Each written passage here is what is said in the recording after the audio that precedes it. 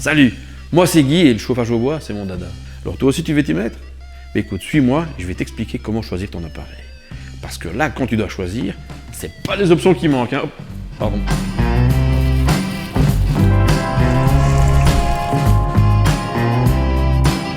Alors pour bien choisir, 2 règles à respecter. La première, tu vas acheter un appareil de qualité, avec par exemple une arrivée d'air secondaire. Ça veut dire également que tu vas pas acheter un vieil appareil d'occasion. Non, mais non.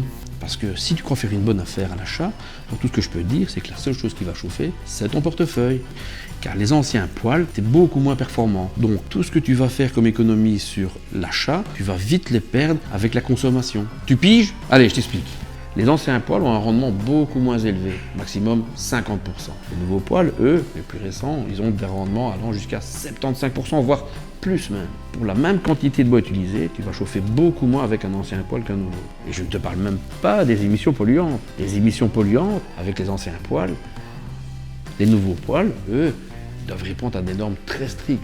Deuxième règle à respecter. Là, tu vas acheter un poil adapté à tes besoins. Et là encore une fois, tu auras une multitude de solutions, comme par exemple l'achat d'un poêle dit standard, qui lui va chauffer rapidement, mais n'emmagasinera pas la chaleur. Ou alors, tu pourras aller sur un poêle dit de masse, lui va chauffer beaucoup plus doucement, mais va restituer la chaleur de façon continue.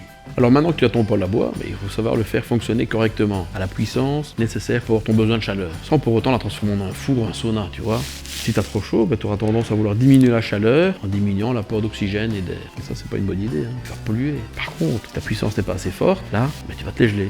Un feu, ça fonctionne comment un feu? Avec du bois, d'accord, avec aussi de l'oxygène. Donc, on aura besoin d'un apport direct en oxygène. Alors, cet apport direct en oxygène, cette ouverture, se fera par exemple via un vide ventilé ou bien en accès direct avec l'extérieur. Ton conduit de cheminée est aussi important que le foyer. Donc, fais pas les MacGyver, fais appel à un spécialiste pour l'installer et aussi pour l'entretenir.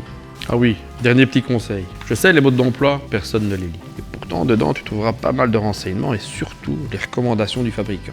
Donc, utilise le combustible recommandé, ça te permettra de ne pas abîmer ton poêle, tu pollueras moins et en plus, ça te servira pour ta garantie.